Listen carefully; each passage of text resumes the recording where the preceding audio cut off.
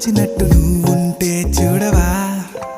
మంచువాన నన్ను ముంచనంట వాన విల్లు మీద ఇల్లు కట్టినెవ్వరంట ఈ లోకమంతా నిన్ను చూసినంట ఏ దిష్టి నిన్ను తాకకుండా ఇంటిలోన దాచుకుంటా రంగు రంగు